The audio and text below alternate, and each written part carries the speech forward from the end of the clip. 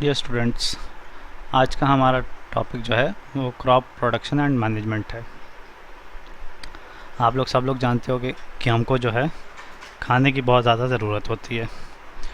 खाना जो है हमारी एक बेसिक नीड है। खाना नहीं रहेगा तो हम लोग ज़िंदा नहीं रह सकते, पानी नहीं रहेगा तो हम लोग ज़िंदा नहीं रह सकते, हवा नहीं रहेगी तो हम लोग ज़िंदा नहीं रह सकते। तो ये तीन बेसिक नीड्स हैं जिसको ज़रूरत पड़ती है ज़िंदगी को ठीक ठाक गुजारने के लिए। अगर इन तीनों चीज़ों में से कोई भी एक चीज़ कम हो जाए या नहीं रहे तो इंसान जो है वो मर जाता है। तो उसी में से एक ज़रूरी चीज़, बेसिक चीज़ जो है वो खाना है, जिसको फूड बोलते हैं। ठीक है, क्यों फूड ज़रूरी है? क्योंकि हम जितनी भी काम करते हैं, जितनी भी डेली एक्टिविटीज़ करते हैं, सबके लिए एनर्जी चाहिए रहती है। और ये एनर्जी जो है वो कहाँ से मिलती है हमको? वो फूड में से मिलती है। एग्ज़ाम्पल के तौर पे आप देख सकते हो कि हमारे डेली एक्टिविटीज़ क्या क्या होती है।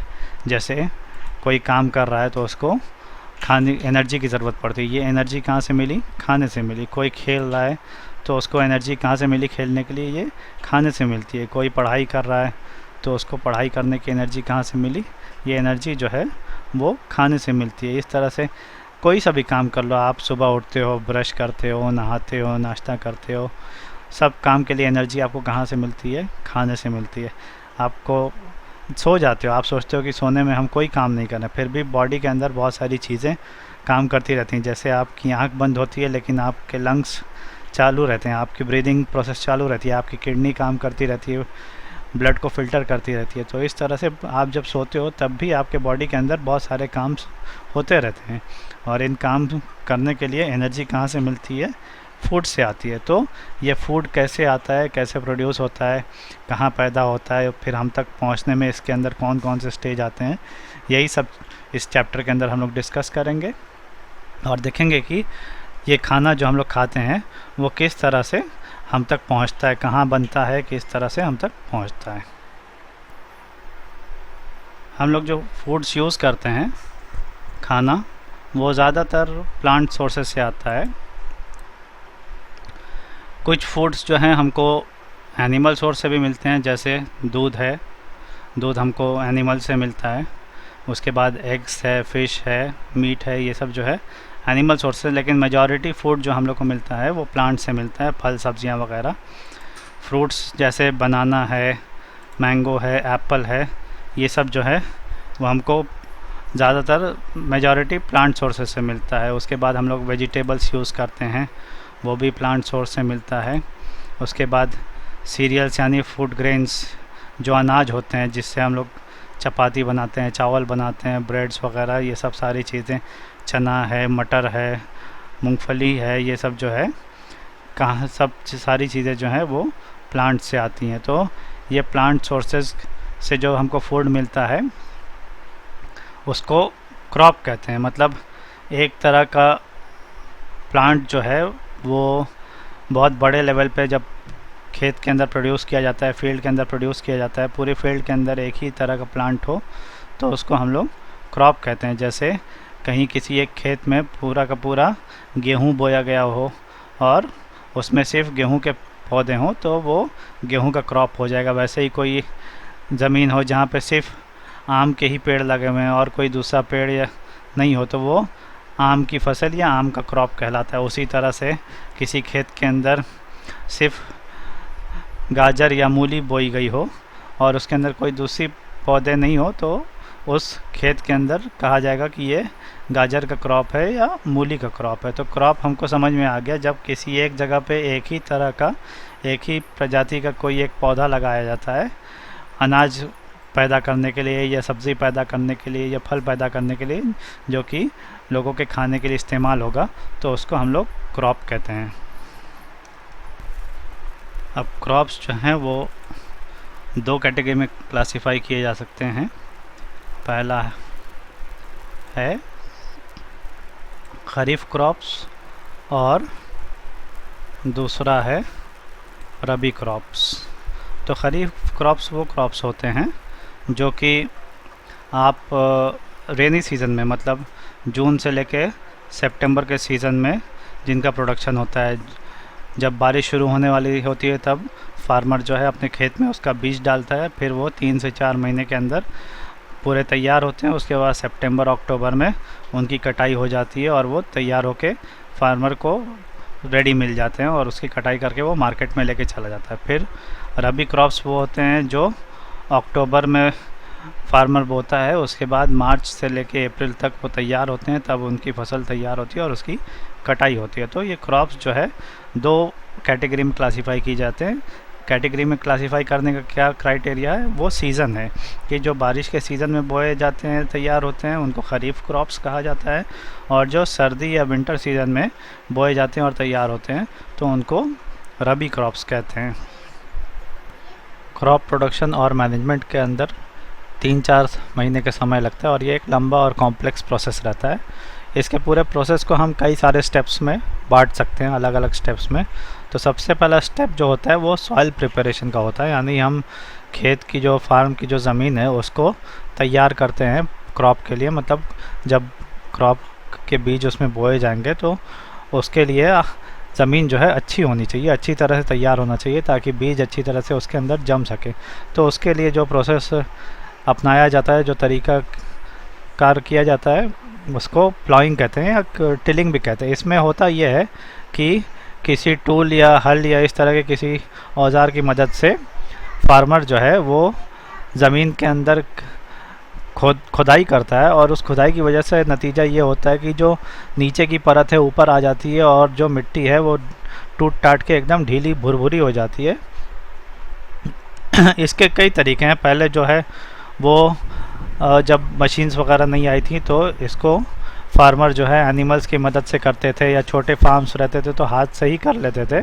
तो इसमें जो है वो मेहनत बहुत पड़ती थी। लेकिन अब जो लेटेस्ट मशीन्स आ गई हैं और इंडस्ट्रीज़ ने बहुत सारी मदद की है फार्मर्स की, तो अब ट्रैक्टर्स से या स्पेशल प्लॉइंग मशीन से ज़मीन की खुदाई की जाती है। लार्ज फार्म्स हो तो और बड़ी बड़ी मशीनें लगती हैं। तो इससे जो है मेन उसका वो मकसद यही रहता है कि सॉइल को जो है वो उसके लिए क्रॉप के लिए तैयार करना है। प्लॉइंग करने के कई सारे फ़ायदे होते हैं, जिसमें पहला है कि उससे मिट्टी ढीली ढाली हो जाती है। मिट्टी ढीली ढाली हो जाने से क्या होता है कि जो रूट्स हैं वो ज़मीन के अंदर ज़्यादा गहराई तक जा सकते हैं और पौधा अच्छे से जड़ पकड़ लेता है और खूब मजबूत और तंदुरुस्त पौधा तैयार होता है। उसके अलावा पानी जब डाला जाता है या उसके अंदर खाद डाली जाती है, अदर न्यूट्रिएंट्स जो ज़मीन के अंदर पहले से सॉइल के अंदर मौजूद रहती हैं, तो वो मिट्टी भुरभुरी होने की वजह से प्लांट्स उसको आसानी से एब्जॉर्ब कर लेते हैं। उसके अलावा सॉइल के अंदर बहुत सारे माइक्रो ऑर्गेनिजम्स, जीव जंतु रहते हैं जो प्लांट की ग्रोथ में बहुत ज़्यादा मदद करते हैं। तो ऐसे जीव जंतु भी जब मिट्टी ढीली हो जाती है तो आसानी से पलते बढ़ते हैं और इनकी ये संख्या भी बहुत ज़्यादा बढ़ जाती है, जिससे प्लांट्स को फ़ायदा होता है और अंत में इससे वो फसल की ही ग्रोथ बढ़ती है। क्रॉप प्रोडक्शन एंड मैनेजमेंट के अंदर दूसरा स्टेप जो आता है वो सोइंग का है। सोइंग मतलब सीड्स को ज़मीन के अंदर डाला जाता है, बीज को, तो उसमें से प्लांट्स निकलते हैं। तो ये सोइंग का दूसरा स्टेप होता है, जिसको आमतौर से बुआई भी कहा जाता है या बीज बोना भी कहते हैं। ठीक है, इसके कुछ पॉइंट्स ध्यान में रखने चाहिए कि जब भी सोइंग की जाती है या बीज को ज़मीन में डाला जाता है तो उसका टाइमिंग बराबर होना चाहिए। मतलब टाइमिंग से मतलब ये है कि आपका लैंड जो है प्रॉपरली प्रिपेयर हो चुका हो, उसके अंदर जितनी नमी होना चाहिए उतनी ही होनी चाहिए, सीड्स को जितनी नमी की ज़रूरत है उतना बराबर नमी होनी चाहिए। अगर आपको वाटरिंग की ज़रूरत है वाटरिंग कर लीजिए, अगर थोड़ा सा सुखाना है सुखा लीजिए। उसके बाद फिर सेकंड पॉइंट जो ध्यान में रखना चाहिए वो करेक्ट सीड वैरायटी, यानी आपकी ज़मीन के लिए जो बेस्ट सीड वैरायटी। एक ही फसल में, जैसे आपके गेहूं ही की फसल है, लेकिन गेहूं में भी अलग अलग क्वालिटी का गेहूं के सीड्स आते हैं।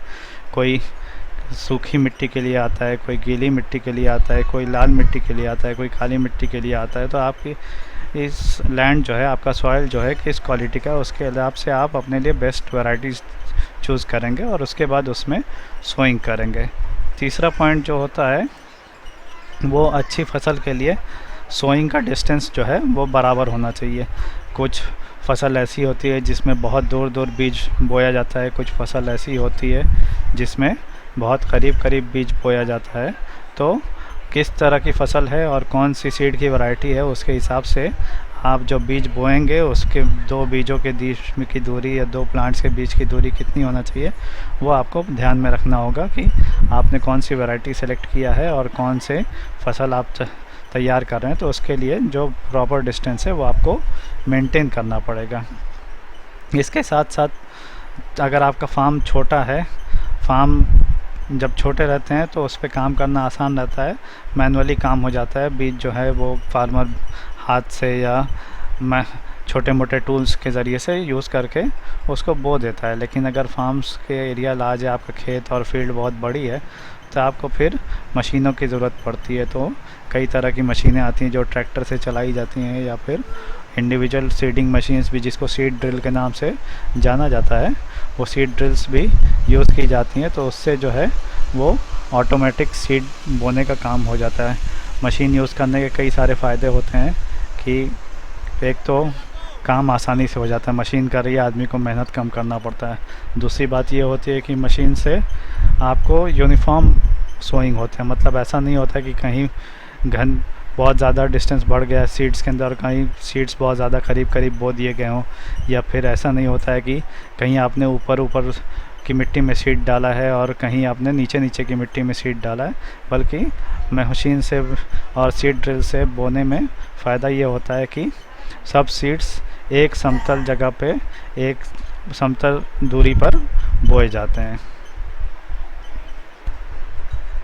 क्रॉप प्रोडक्शन एंड मैनेजमेंट का तीसरा स्टेप जो है वो उसके पोषण से ताल्लुक़ रखता है, वो है fertiliser and manure. Fertiliser and manure जो होते हैं वो ऐसी चीज़ें होते हैं जो हम लोग मिट्टी में या ज़मीन में ऐड करते हैं, जिससे मिट्टी की ताकत बढ़ जाती है और वो प्लांट को न्यूट्रिशन देता है। इसके बेसिक फ़ायदे यही हैं कि फर्टिलाइज़र या मैन्योर जो भी हम मिट्टी के अंदर डालेंगे, जो भी सॉइल में मिक्स करेंगे, उससे प्लांट्स को न्यूट्रिशन मिलता है, मतलब उसको पोषण मिलता है। उससे उसकी जो है वो ग्रोथ इंक्रीज़ होती है और इससे क्या होता है, टोटल जो क्रॉप है वो हमारा अच्छा होता है, मतलब फसल अच्छी होती है। कहने का मतलब ये है कि अगर आपके पास 1 एकड़ ज़मीन है और उसमें से आप कुछ 300 क्विंटल गेहूँ नॉर्मल पैदा करते हो, और अगर उसको आप अच्छे तरह से फर्टिलाइज़ करोगे, खूब मैन्योर डालोगे, तो वो यील्ड इंक्रीज़ होके आपके 300 की जगह 400 देगा, 400 की जगह 500 देगा। इस तरह से आपके जो पैदावार हो रही है वो बढ़ जाती है। अब ये फर्टिलाइज़र और मैन्योर दोनों एक ही काम करते हैं, लेकिन दो अलग अलग चीज़ें होती हैं। इसको हम लोग थोड़ा देखते हैं क्या होता है ये। मैन्योर जो होता है वो नेचुरल होता है, मतलब हमको प्रकृति में बुनियादी तौर पे मिल जाता है। और फर्टिलाइज़र जो होता है वो आर्टिफिशियल होता है। मैन्योर के अंदर हम लोग काऊ डंग यानी गोबर हो सकता है, उसके बाद घर का जो खाने वाने की जो बची हुई चीज़ें होती हैं, जैसे सब्जियों का छिलका है, फलों के छिलके हैं, ये सब है। उसके बाद जो खेती किसानी की पैदावार निकालने के बाद, फसल काटने के बाद जो बची हुई चीज़ें रहती हैं, जैसे भूसा है और चावल के और धान की खुदी है, इस तरह की भूसी है। तो ये सब चीज़ें जो हैं नेचुरल चीज़ें होती हैं, ये भी खाद के तौर पे इस्तेमाल की जाती हैं, ज़मीन के अंदर मिलाई जाती हैं। आर्टिफिशियल फर्टिलाइज़र जो होते हैं वो केमिकल से जो है वो बनाए जाते हैं। तो दोनों में फ़र्क ये हुआ, पहला फ़र्क ये है कि एक ऑर्गेनिक सोर्स रहता है, दूसरे का केमिकल सोर्स रहता है। मतलब एक हमको नेचुरली मिल जाते हैं नेचर के अंदर नेचुरल सोर्स से, और दूसरा हमको केमिकल्स यूज़ करके मैन्युफैक्चर करना पड़ता है इंडस्ट्रीज़ के अंदर। फिर मैन्योर जो नेचुरल सोर्स का होता है, उसका काम जो होता है वो सॉइल को नरिश करना, मतलब पूरी ज़मीन की कंडीशन अच्छी करता है, पूरी ज़मीन के अंदर ताकत लाता है। जबकि जो फर्टिलाइज़र होता है आर्टिफिशियल, वो सिर्फ प्लांट को नरिश करता है, यानी सॉइल का उसमें कोई फ़ायदा नहीं होगा।